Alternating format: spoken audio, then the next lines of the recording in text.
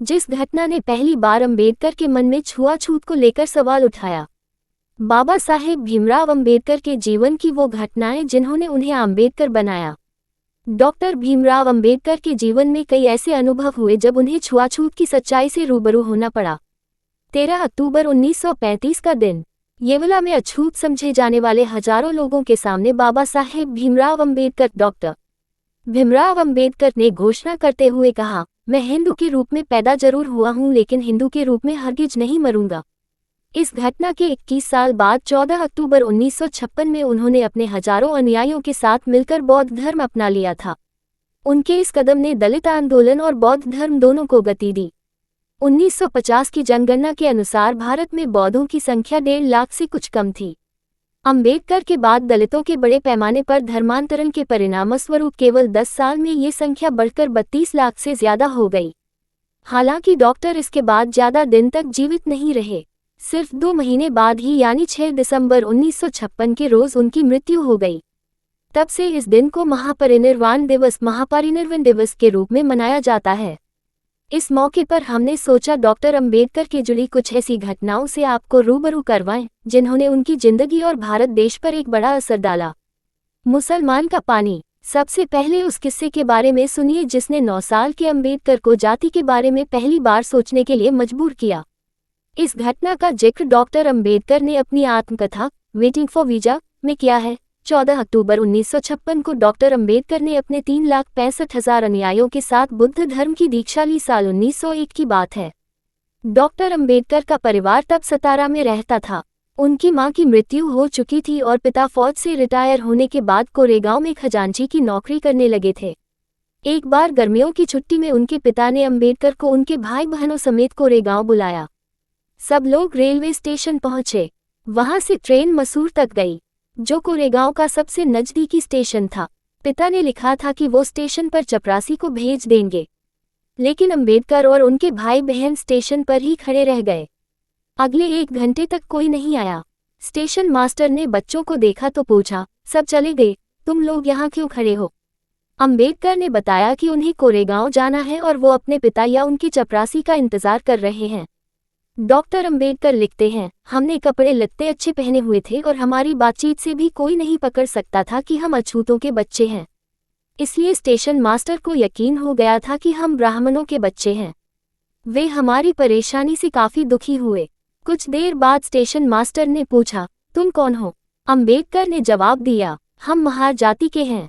ये सुनते ही station master के चेहरे के हाव भाव बदल गए और वो अपने कमरे की ओर लौट गया।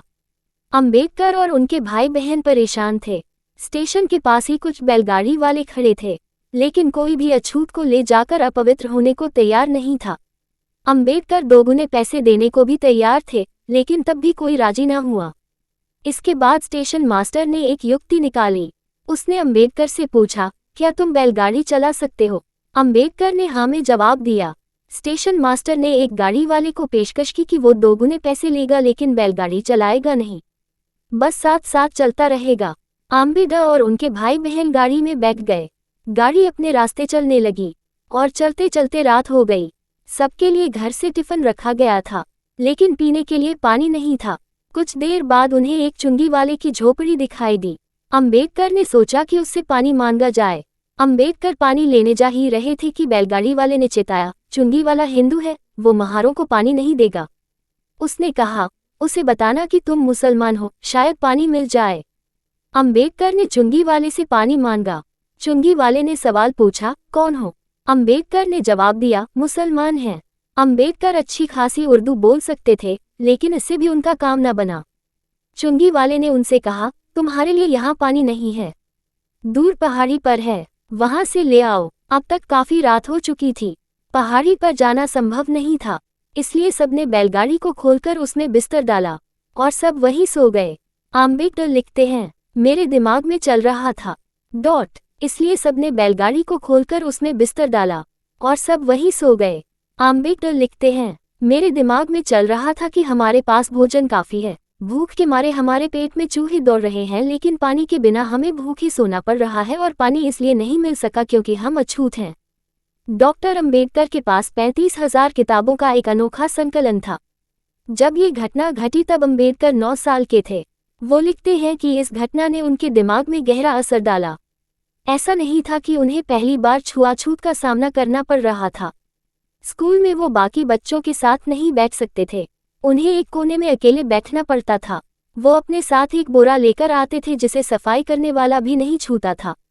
पानी पीने के लिए भी एक चपरासी उन्हें घड़े से पानी निकालकर देता था। अगर चपरासी न हो तो उन्हें प्यासा ही रहना पड़ता था। यहाँ तक कि धोबी भी उनके कपड़े नहीं धोते थे। छुआछूत के चलते नाई भी उनके बाल काटने से इनकार कर देते थे। लेकिन इससे पहले अम्बेडकर के मन में कभी ये सवाल नहीं उठा था कि ऐसा क्यों हो रहा है। अम्बेडकर लिखते हैं, अब तक मुझे लगता था कि छुआछूत एक सामान्य चीज है। कुछ लोग होते हैं जिन्हें दूसरे लोग छूना नहीं चाहते। इस अनुभव ने उन्हें जातिवाद और छुआछूत को एक नए नजरिए से देखने के लिए मजबूर कर दिया। उनके मन में पहली बार सवाल उठा कि छुआछूत का कारण क्या है। ये गरीबी तो हरगिज नहीं हो सकती। अम्बेडकर के पिता अच्छी खासी नौकरी करते थे। इन्हीं कारणों से आगे चलकर जब संविधान में आरक्षण का प्रावधान किया गया तो इसमें गरीबी को मुद्दा नहीं बनाया गया। अम्बेडकर का कहना था, दिक्कत गरीबी से कहीं बड़ी है। गरीब फिर भी अमीर बन सकता है, लेकिन एक पिछड़ी जाति का आदमी कितनी मेहनत कर ले, कभी अगली जातियों के बराबर नहीं समझा जाएगा। जब अम्बेडकर ने लिखा अपनी मृत्यु का खत, दूसरी घटना वो है जब अम्बेडकर विदेश से पढ़ाई बीच में ही छोड़कर भारत लौटे। उनकी स्कॉलरशिप का इंतजाम बड़ौदा के महाराज ने करवाया था, इसलिए भारत आते ही अम्बेडकर बड़ौदा पहुंचे। अम्बेडकर लिखते हैं कि विदेश में रहने के दौरान उनके मन से अछूत होने का भाव मिट चुका था, लेकिन भारत लौटते ही उन्हें दोबारा उसी छुआछूत का डर सताने लगा। बड़ौदा में रहने के लिए उन्हें कोई जगह नहीं मिली। हिंदू होटलों में उन्हें रहने देने को कोई तैयार नहीं था। उन्होंने अपने एक ईसाई दोस्त से बात की, लेकिन वो भी बात को टाल गया। आखिर में वो एक पारसी सराय में रहने के लिए पहुंचे। सराय वाले ने भी ये कहते हुए कमरा देने से इनकार कर दिया कि वहां सिर्फ पारसी रह सकते हैं। आखिर में किसी तरह वो तैयार हुआ और डॉक्टर अम्बेडकर को सबसे ऊपरी मंजिल पर एक गुप्त अंधेरा कमरा दे दिया, जिसमें न लाइट थी न आसपास कोई बोलने वाला। अम्बेडकर बताते हैं कि इस दौरान वो बहुत ही अकेला महसूस करते थे। फिर भी उन्हें उम्मीद थी कि जल्द ही उन्हें एक सरकारी घर मिल जाएगा रहने के लिए। अम्बेडकर कुछ दिन तक उसी सराय में रहे। अंत में एक रोज 10-12 पारसी आए और अम्बेडकर को कमरे से निकाल दिया। इस घटना के बारे में अम्बेडकर ने लिखा है, उस दिन मुझे एहसास हुआ कि जो आदमी हिंदुओं के लिए अछूत है वो पारसियों के लिए भी अछूत है। अम्बेडकर 1951 में जवाहरलाल नेहरू की अम्बेडकर 1951 में जवाहरलाल नेहरू की अंतरिम सरकार में कानून मंत्री बने थे। महार सत्याग्रह साल 1927 की बात है। अम्बेडकर के पास रोज ढेरों लोगों के पत्र आते थे, जिनमें अछूतों पर होने वाले अत्याचार का जिक्र होता था। एक दिन एक ऐसा ही पत्र उनके पास आया, महार से, जिसमें लिखा था कि वहां अछूतों को चापदार तालाब से पानी नहीं लेने दिया जाता। एक बार कुछ अछूतों ने वहां से पानी लेने की कोशिश की तो उन्हें बहुत मारा गया, घर जला दिए गए और परिवार वालों को जूतों से पीटा गया।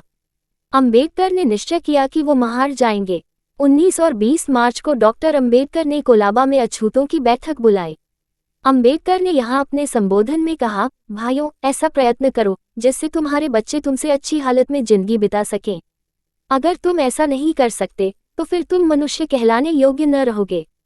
4 अगस्त 1923 में मुंबई विधान परिषद ने एक प्रस्ताव पारित किया जिसके अनुसार ऐसे सभी कुओं, तालाबों, जलाशयों और धर्मशालाओं का इस्तेमाल दलित कर सकते थे जो सरकार के अधीन थे या जिनका निर्माण या रखरखाव सरकार कर रही थी। उसी रात बैठक में तय हुआ कि अगली सुबह से सत्याग्रह शुरू होगा। सुबह सवेरे अम्बेडकर अपने हजारों अनुयायियों के साथ तालाब पहुंचे। उन्हें पहले खुद अंजुली से पानी लेकर खुद पिया और फिर सबने बारी बारी से ऐसा किया। महार सत्याग्रह भारत में जातिवाद के खिलाफ पहला सत्याग्रह था। जैसा कि अपेक्षित था, इस घटना ने अगली जातियों को काफी नाराज किया। एक अफवाह फैल गई कि अछूत कल वीरेश्वर मंदिर में जाने वाले हैं, जिसके बाद डॉक्टर अम्बेडकर और उनके अनुयायियों पर हमला हुआ, जिसमें काफी लोगों चोट आई। कुछ दिनों बाद सवर्णों ने तालाब की शुद्धि करवाई। तालाब का पानी निकालकर पंचगव्य से भरे कुछ घड़े मंत्र पढ़ते हुए तालाब में उन्हें ले गए। तब जाकर तालाब की शुद्धि मानकर पानी दोबारा प्रयोग हुआ। डॉक्टर अम्बेडकर का सत्याग्रह यही समाप्त नहीं हुआ। इसके 9 महीने बाद 24 दिसंबर 1927 को महार में एक और सत्याग्रह की तैयारी हुई, लेकिन इससे पहले ही कुछ सवर्णों ने अदालत जाकर तालाब पर अपना दावा थोप दिया। अम्बेडकर कानून का सम्मान करते थे। इसलिए अदालत का फैसला आने तक उन्होंने सत्याग्रह को टाल दिया। अदालत में मुकदमा 10 साल तक चला। 1937 को बम्बई हाई कोर्ट ने अछूतों के पक्ष में फैसला देते हुए उन्हें चापदार तालाब से पानी लेने का हक सौंप दिया। यहाँ मुहैया सूचना सिर्फ मान्यताओं और जानकारियों पर आधारित है। यहाँ ये बताना जरूरी है कि यह मेरा वीडियो किसी भी तरह की मान्यता, जानकारी की पुष्टि नहीं करता है। किसी भी जानकारी या मान्यता को अमल में लाने से पहले संबंधित विशेषज्ञ से सलाह लें। धन्यवाद।